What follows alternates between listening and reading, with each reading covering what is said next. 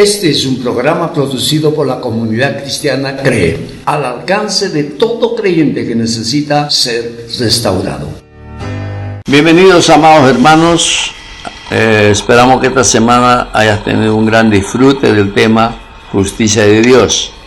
Me imagino que todos han revisado su situación de cómo van a ir al cielo y qué argumento tienen para ir al cielo. La justicia de Dios se va a manifestar totalmente cuando Cristo venga y nos lleve a su presencia.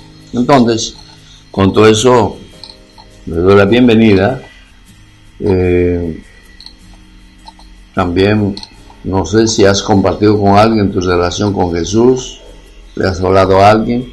Si lo has hecho, te felicito. Dios está muy contento con lo que has hecho. Si has compartido y se han convertido, gloria a Dios. Y si no se han convertido, cumpliste tu función, lo compartiste y Dios está contento con eso. Vamos a orar, hermanos. Amantísimo Dios, gracias por tu amor, tu misericordia, por permitirnos nuevamente estar con mis hermanos y tratar este tema de tu justicia. Esta es la última sesión y te ruego que, Espíritu Santo, que me ayudes a expresar lo que tú quieres expresar específicamente a las personas que nos escuchan. Encomiendo todo esto en tus manos, Espíritu Santo, en el nombre de Jesús. Amén y amén. Bueno, me imagino que ya estás convencido de que necesitas todo el proceso de la salvación. O sea, resuelto el asunto del destino eterno, el sistema corrupto del mundo, tu carácter personal, ya estás convencido. Me imagino que ya con más confianza vas a buscar la palabra de Dios para tu lavamiento, tu regeneración y tu transformación. Muy bien. También imagino que has revisado que no es la oración de recibir a Jesús solamente que te va a llevar al cielo. Entonces yo creo que tienes la convicción de que tu nombre está inscrito en el libro de la vida. Ya debe estar resuelto ese asunto. Ahora vamos a entrar y prestar atención en lo que es la aplicación de la justicia cuando fallamos a Dios, y que muchos lo califican como castigo de Dios. Bueno, eso es porque de niños nos han dicho que cuando nos portamos mal Dios nos castiga. A mí mi mamá me decía, Dios te va a castigar. Yo tenía miedo a Dios y miraba ahí en la iglesia tradicional un viejito con un triángulo en la cabeza sobre el mundo. Ese debe ser Dios, pero no le han puesto un palo para golpearme, pero yo pensaba que está listo con un palo para golpearme. Sí, hemos tenido esquemas de pensamiento con relación a Dios distorsionadas. Así que en el Antiguo Testamento se ven pues manifestaciones de la justicia de Dios como una expresión de la ira de Dios, y eso también a veces nos pone ante un Dios con miedo. Pero si te das cuenta, la ira de Dios no se manifestaba contra hombres, sino contra el sistema de pensar que adoptaban los seres humanos. Y sobre todo, él aborrece el pecado, la idolatría. Si uno piensa, por ejemplo, en la experiencia de Noé, nunca había llovido, pero ya llegó la corrupción a tal nivel que Dios dijo, voy a destruir todo. Y lo hizo con el diluvio. Eso es la justicia de Dios como ira ante el estado en que estaba la humanidad.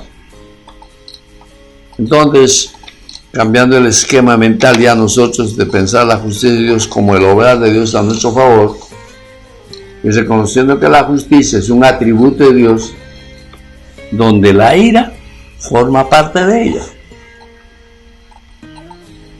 Le dije que vamos a entrar a la otra parte de la justicia, que tiene que ver con la ira de Dios. Muchas veces somos tan duros para dejar las cosas que sabemos que a Dios no le agrada y que ante sus ojos son pecado, o sea, son actos pecaminosos. Y como Él aborrece el pecado, entonces cuando no sentimos arrepentimiento por lo que estamos haciendo, Dios tiene que desatar la ira, que trae también la justicia. pues es ahí donde somos sometidos a un juicio que no queremos. No queremos. Cuando estamos luchando con algo que no queremos hacer, o sea, hay una demanda de cambio en tu carácter, entonces es necesario que Dios traiga un juicio dulce. Vamos a poner ese término. Un juicio dulce a nuestra vida. Porque Él va a purificarnos para llevarnos a nuevos niveles de luz. ¿Qué quiere decirte con esto? Cuando Dios está demandando un cambio en tu vida y por causa de eso sufres consecuencias, en lugar de mirar castigo de Dios, mira y di, me está dando una oportunidad Dios para ser mejor, para cambiar. Míralo de esa manera. El juicio es necesario para todos los verdaderos hijos de Dios. Sin el juicio, no somos contenedores de la gloria de Dios. La gloria de Dios debe manifestarse en todos los que le buscan de corazón. ¿Y qué es la gloria de Dios? Su respaldo. Lo sobrenatural hecho en tu vida. Eso debe acompañarnos. Y Dios quiere glorificarse en ti, quiere glorificarse en mí. Y por esa causa, ante un error cometido, un pecado cometido del cual no queremos salir, permite que el diablo pues comience a aplicar su justicia también. Porque cuando uno peca y no se arrepiente, y la palabra dice, la paga del pecado es muerte, el diablo va y reclama su derecho. No quiere arrepentirse, no cambia, ya le has hablado, ya has dicho todo, me pertenece a mí, te está obedeciendo, yo soy príncipe de desobediencia, me pertenece, dámelo. Y en su justicia Dios tiene que soltarte. Y recién vienen las consecuencias. No es el castigo que Dios está dándote porque Dios te está... No, pues Dios es bueno, no es malo. Pero en su justicia tiene que entregarte al diablo, pues, para que toque tu carne, para que sufras consecuencias. Pero ¿cuál es el objetivo? Que te arrepientas, que te des cuenta que estás pasando ya la línea. Y eso te ayuda a superar el área y ser mejor. Recuerda siempre eso. No lo mires al Dios, no me ama, me castiga, Dios. No, Dios quiere ayudarte. Dios quiere ayudarte. El juicio es necesario para todos nosotros. Porque si no hay juicio, no somos conscientes de nuestras debilidades. Lindo fuera que ni bien Dios nos habla, reaccionemos positivamente y digamos, sí, tengo que cambiar en esto. Sí, vas a llegar a ese nivel, por cierto. Y los que servimos al Señor a tiempo completo, Dios ha tratado duro con nuestras áreas personales. Y aun cuando nosotros ya somos predicadores, estamos alcanzando y hacemos, ministramos hasta señales, prodigios y hasta milagros, no creas que nosotros no tenemos nada que cambiar. Él sigue limpiándonos porque quiere llevarnos a niveles más altos. Él sigue demandando cosas más aparentemente pequeñitas, pero que en la santidad de Dios no encajan. Y tenemos que ceder. Tenemos que decidir el cambio. Ahora veamos la importancia de la ira de Dios. ¿Que es importante la ira de Dios? Por supuesto. Es importante como cualquier otro atributo suyo. Es una perfección divina. Ya que después que tú lo experimentas, vas a conocer mejor el carácter de Dios. Y te vas a dar cuenta que no hay ningún defecto en Él. Y si Él no manifiesta su ira, pues sí, sencillamente Dios no existiría. La diferencia que existe entre el hombre y Dios es que en nuestra justicia podemos cerrar los ojos a una realidad, pero Dios no. Si Dios fuera indiferente al pecado de la humanidad, indiferente al pecado tuyo, ¿no?, a tu falta moral, entonces Dios no existiría, pues. Porque esa diferencia Pablo lo expresa de este modo. Está en Romanos 9:22. ¿Y qué si Dios, queriendo mostrar su ira y hacer notorio su poder, soportó con mucha paciencia los vasos de ira preparados para destrucción? Esto es fuerte. Obviamente está hablando de Israel en el pueblo de Egipto, cuando sufrían. Él soportó el pecado, soportó el desconocimiento, el rechazo a Dios. También se refiere a la deportación de Babilonia. O sea, fueron deportados por la dureza de su corazón. Dios tuvo que actuar porque llega a un límite la conducta del ser humano y sobre todo el creyente. Cuando estás pasando ya el límite en el cual vas a afectar al resto, Dios ya practica su juicio. A través del juicio, Él muestra su desagrado por el mal que cometemos.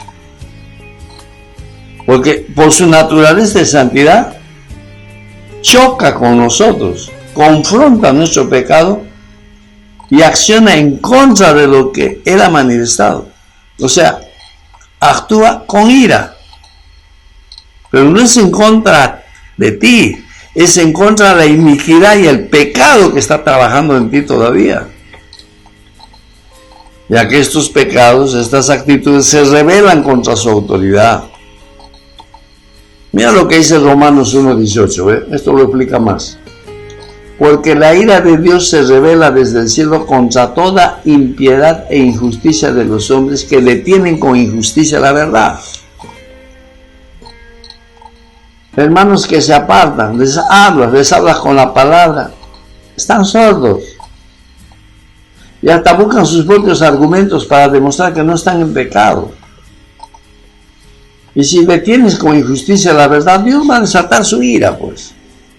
Ahora, no esperemos que alguien llegue a ese estado. Oremos, clamemos, intercedamos, hablemosle.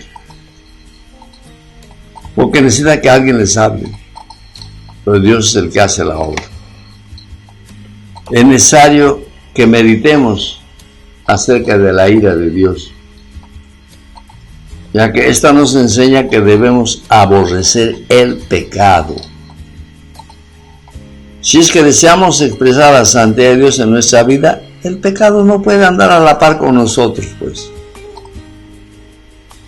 Lamentablemente la santidad de Dios que nos enseñaron a nosotros ha sido disfrazado, ha sido maquillado, y le han acomodado a Dios la fealdad que tiene. Dios es justo, es malo, Dios castiga el pecado y nos da una imagen de un Dios terrorífico. Tienes un accidente, Dios te está castigando. Una enfermedad incurable, es el juicio de Dios. Ese es el maquillaje que le han dado a la justicia manifestado en ira de Dios. Y no muestran el propósito real de su manifestación, que es cambiarte, salvarte, sacarte de ti mismo o sacarte de la corrupción del mundo. Es en el proceso de la salvación que está trabajando eso. Así que yo te animo que poseas un temor verdadero a Dios, para así elevar tu alma en adoración y alabanza al Rey de Reyes, a Jesús el Señor. Que en los cultos y las reuniones que tengan en las células le cantes al Señor con alegría, con gozo, porque te libró de la ira venidera. La ira venidera es el juicio final. Dios te libró de la ira venidera. La obra de Jesús y su presencia en la iglesia, aquí en la tierra, por favor no lo tomes a la ligera. No es ir por ir. No asistes a la reunión por asistir. Eso lo hacíamos antes en la iglesia tradicional. Íbamos al servicio y salíamos igual y no habíamos cambiado nada. Cuando vas a la iglesia, aplica Romanos 12, 1, 2. Os ruego, hermanos, por la misericordia de Dios, que presentéis vuestros cuerpos en sacrificio vivo, santo, agradable, que es vuestro culto racional. Y no os conforméis a este siglo, sino transformaos mediante la renovación de vuestro entendimiento. Lo que está diciendo es que cuando vamos a la reunión, todos nuestros cuerpos los llevamos en sacrificio vivo. No llevamos animalitos para cortarle el cuello y derramar su sangre. Vamos en sacrificio vivo porque somos conscientes de lo que hacemos como culto racional. ¿Qué llevamos ahí? Nuestras debilidades, nuestros problemas, nuestras flaquezas. Y le entregamos en el tiempo de la adoración: Señor, esto es lo que soy, te lo entrego, quiero dejar de serlo. Yo acostumbré en nuestras congregaciones a que en el tiempo de la adoración se pongan los ofrenderos a disposición de la congregación. No teníamos que anunciar que es tiempo de ofrendas y que siembre bastante y que vamos a pasar los ofrenderos por las bancas. No. Simplemente están ahí los ofrenderos y la gente solito pasa y lleva su ofrenda, porque sabe que al llevar su ofrenda también lleva sus áreas débiles. Le dice: Señor, te traigo mi ofrenda, pero también te traigo en sacrificio vivo mi cólera, mi ira, mi ociosidad, lo que tú tengas que te está afectando. Esa es una verdadera adoración. En la iglesia se tiene que dar, en tus reuniones celulares tiene que dar, en tu devocional se tiene que dar. No tomemos a ligera eso.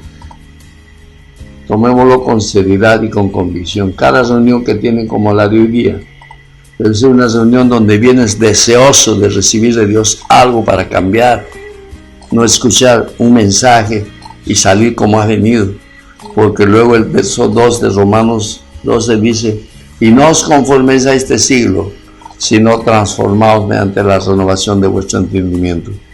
Tú vienes a la iglesia a entregar en sacrificio vivo tus áreas críticas, y al salir de la iglesia vas renovado, vas con una mente diferente para dejar de tomar la forma del mundo y tu conducta sea diferente. Eso es lo que quiero decirte. Yo me siento insatisfecho al no explicar más acerca de los vasos de ira, porque el texto habla que ha soportado los vasos de ira a fin de mostrar su misericordia. Quiero explicarte un poquito sobre los vasos de ira. Los vasos de ira son personas que afligen a una nación de manera perversa. En este atributo de Dios de juzgar la dureza de un pueblo, soporta la acción de los vasos de ira por la acción para todos los condenados que tengan que ser destinados al infierno. Pero al mismo tiempo es una necesidad real y eterna. Así, de la misma manera que el cielo y la tierra será nueva para los salvos, es tan real el infierno para los incrédulos. Entonces los vasos de ira son personas u organizaciones o sistemas que se desatan para destrucción. Permíteme ilustrarlo con una realidad que hemos vivido para aquellos que ya tienen, pues, como decir, más de 50. Los años 80, 90, en nuestra nación fue terrible. Una crisis moral, una crisis política, y por el estado de la población que se aleja de los principios morales que tiene Dios. Los principios morales deben darse desde la casa. Tuvo que permitir que surgiera un vaso de ira como Abimael Guzmán. Tuvo que permitir que este hombre destruyera el Perú. Obviamente produce sufrimiento a toda la nación, a punto de la impotencia, para hacer que su pueblo lo busque en oración y de ese modo cambiar la nación y restaurar la nación. ¿Lo hizo Dios? Sí, claro que lo hizo. Recuerdo cuando se destruyó Tarata. Todas las confesiones religiosas salieron a orar a las plazas. Y en 2 Crónicas 7:14 Dios dice: si mi pueblo, en el cual se invoca mi nombre, se arrepintiere y buscare mi rostro y orare y clamare, yo oiré su oración y sanaré su nación. Sucedió eso. Si estamos como estamos económicamente, ha sido gracias a esa etapa. Pero honestamente te digo, me preocupa sobremanera que la situación actual esté siendo peor que la anterior. Y no dudo que cuando sobrepase los límites de Dios, por la corrupción terrible que vivimos, la violencia que vivimos, la inseguridad que vivimos, es decir, una generación perversa se está levantando, que pueda Dios permitir que se levante otro vaso de ira o desastres naturales que nos va a mover a buscarlo. Esto es bien serio, hermanos, lo hablo como iglesia, porque el problema es que la iglesia no es consciente de este atributo de Dios y no está intercediendo por la situación que está pasando en la nación. Están ajenos a la realidad que se vive como nación. Posiblemente están esperando los desastres o las situaciones de crisis para intervenir. Eso es triste, hermanos. La iglesia ha sido puesta para interceder. La iglesia ha sido dotada de intercesores, gente que tiene el espíritu intercesor, pero claro, están dormidos. Pero cuando estos quedan inactivos, no hay intercesión en la iglesia ya no cumplió su rol de ser sal y luz de la tierra. Satanás estará suelto para hacer lo que le dé la gana y se le permite destruir con vasos de ira. Sería lamentable escuchar a Dios lo que dijo en Ezequiel: y busqué entre ellos hombre que hiciese vallado y que se pusiese en la brecha delante de mí a favor de la tierra para que yo no la destruyese, y no lo hallé. ¿No es triste una declaración así de Dios? Dios está esperando que su iglesia clame por cambios de la nación. No es yendo al Congreso, es haciendo leyes de rodillas que se deben dar a la nación. Es el poder ejecutivo de rodillas que decretamos quiénes se van, quiénes se quedan.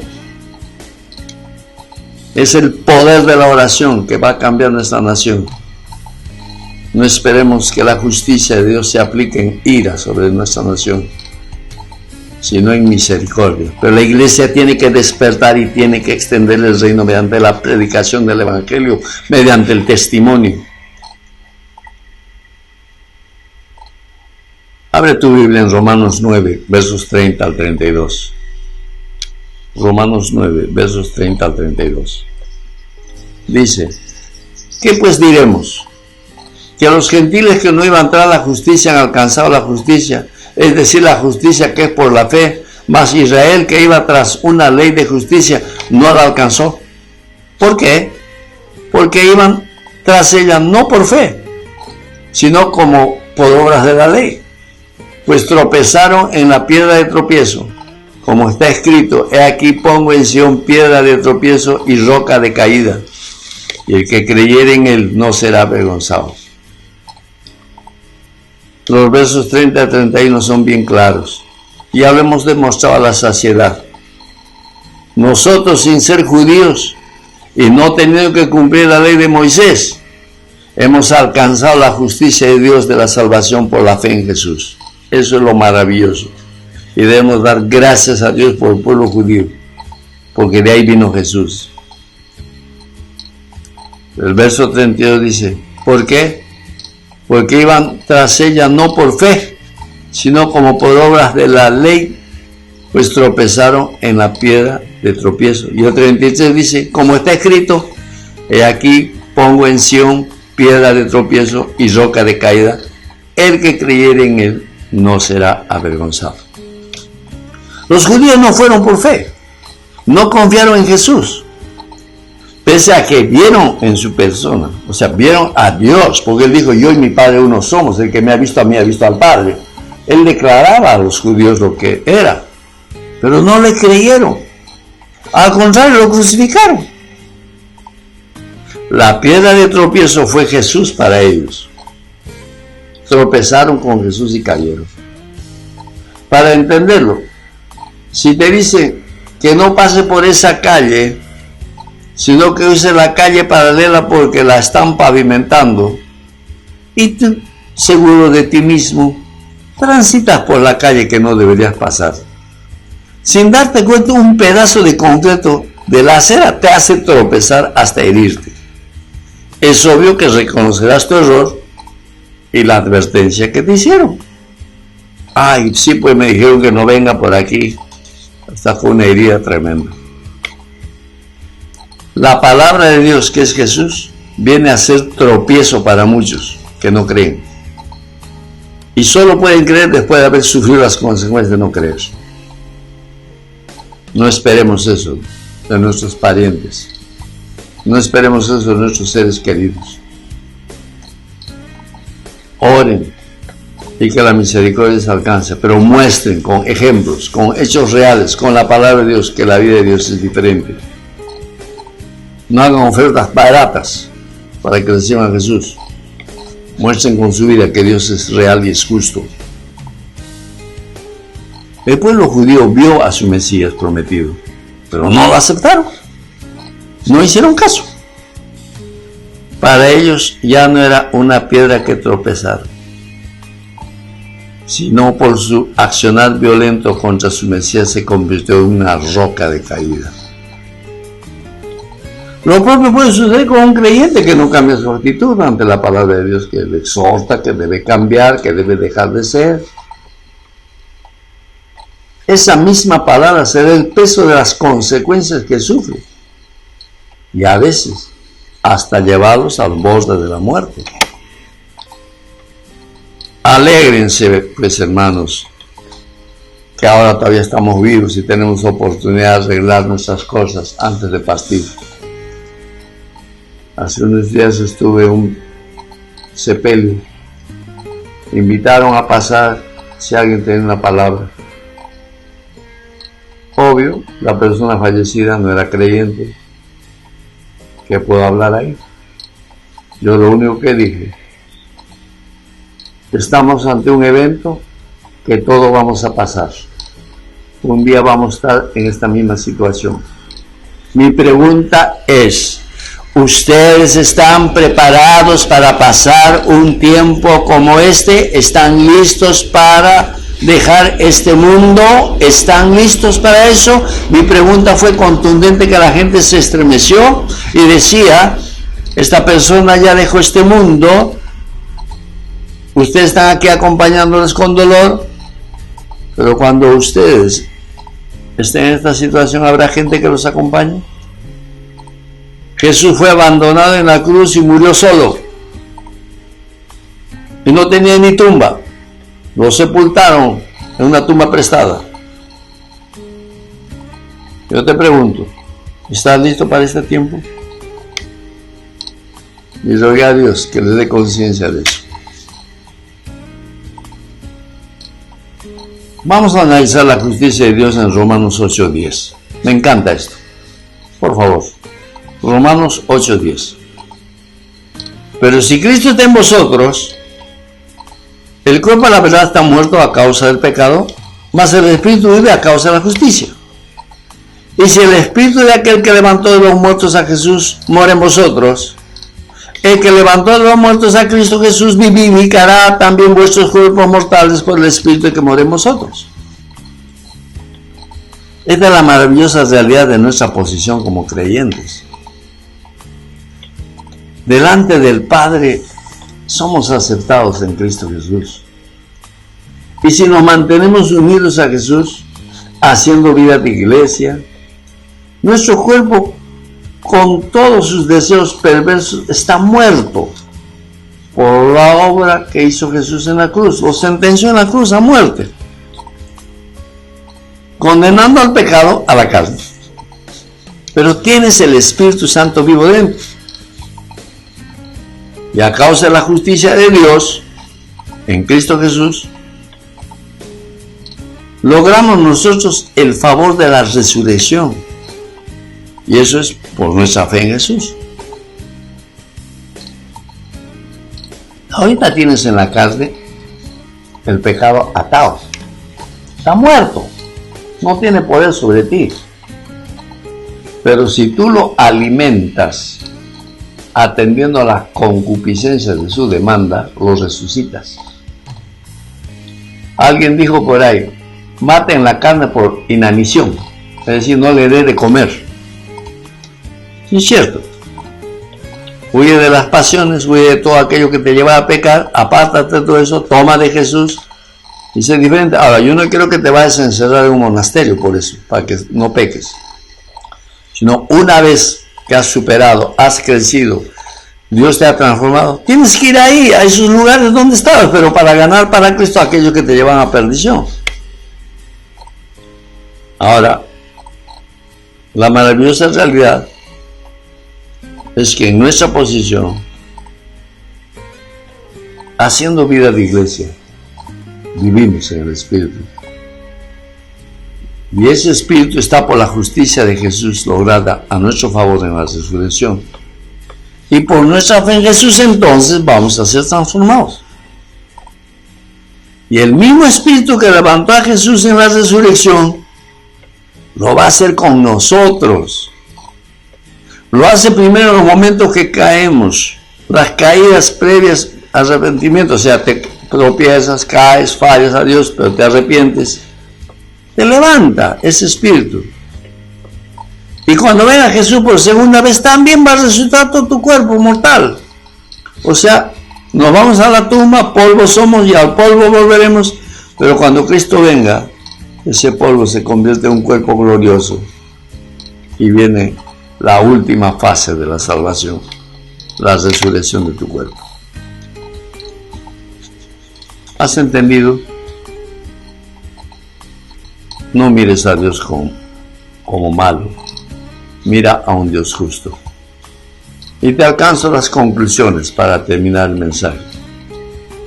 La aplicación de la justicia cuando fallamos a Dios, que muchos lo califican como castigo, es un recurso para moldear nuestro carácter para ser imagen de Jesús. No te olvides de eso. Otra conclusión, la ira de Dios que se muestra en el Antiguo Testamento no era contra hombres, sino contra sistemas perversos que atentaban contra la santidad de Dios, particularmente la idolatría de Israel. La justicia es un atributo de Dios donde la ira forma parte de ella, no están deslocados. Es como la moneda, tiene sello y cara. Un lado es misericordia y amor, pero el otro es justicia. Y nosotros definimos por qué lado le miramos a Dios. Y cuando somos duros para dejar de hacer las cosas que sabemos que a Dios no le agrada, pues Él tiene que manifestar su ira dejándonos que el diablo proceda en nuestros actos destructivos. Continuamos con las conclusiones. Cuando estamos en situaciones luchando con algo que no queremos hacer, pero algo más fuerte nos limita, clamamos reconociendo en su justicia, Dios trae el juicio dulce a nuestra vida para purificarnos y llevarnos a nuevos niveles de luz. El juicio es necesario para todos los verdaderos hijos de Dios. De otra manera no le vamos a conocer plenamente a Dios ni temer su santidad. Si no nos juzgara, no veríamos la gloria de Dios, porque la gloria de Dios se la da a los que realmente le buscan. Así que después de esta sesión, a buscar a Dios de todo corazón. Es necesario que meditemos en la ira de Dios porque esta nos enseña a que debemos aborrecer el pecado. Sus juicios nos va a conducir a un temor verdadero a Dios. No miedo, sino temor de ofender su santidad. Y así elevar nuestras almas en adoración y alabanza a Jesús. La iglesia ha sido dotada de intercesores para detener la ira de Dios sobre la nación. Si tienes ese don, si pone Dios en tu corazón clamar por la nación, reúnete con uno, con dos, tres intercesores y empiecen. Nosotros, sin ser judíos y no teniendo la ley de Moisés, hemos ido alcanzando la justicia de Dios para la salvación por la fe en Jesús. Los judíos no lo hicieron, pero nosotros sí. Ahora, si nos mantenemos unidos a Jesús, haciendo vida de iglesia, tenemos el Espíritu vivo a causa de la justicia de Dios, lo tenemos dentro, que nos aviva. Echemos mano a eso. Y termino. El mismo Espíritu que levantó a Jesús en la resurrección, lo va a hacer con nosotros cuando vuelva por segunda vez. Esa es nuestra esperanza. Si hay alguna duda, alguna pregunta al respecto, hagan al líder, él está preparado para ayudarles, o escríbanos y estaremos respondiendo sus preguntas. Amantísimo Dios, gracias. No ha sido fácil desarrollar este tema de tu justicia, sobre todo esta última sesión, pero era necesario. Ahora, en tu justicia, Dios, dice que yo siembro, cosecho. Estoy sembrando palabra y espero una cosecha en mis hermanos. Espero que crezcan espiritualmente, cambien su manera de ser. Quiero ver el fruto de ganar almas, porque para eso nos has llamado. Quiero ver esa cosecha. Y en tu justicia yo creo que lo voy a ver. Y oro, Señor, por los que por primera vez están escuchando un mensaje. Probablemente los ha asustado. Pero dile, Señor, que tú los amas y que no quieres que eso suceda. Lo que tú quieres es salvarlos. Da sabiduría a los líderes o a las personas que le manden el link para ayudarles a encontrarse contigo o para volverse a ti si te conocieron antes. Hágase así, porque lo pido en el nombre bendito de Jesús de Nazaret. Amén y amén.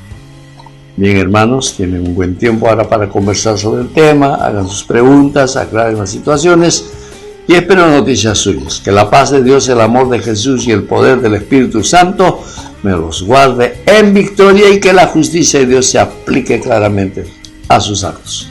Hágase así en el nombre de Jesús. Hasta la próxima. Este ha sido una producción de la comunidad cristiana CREE.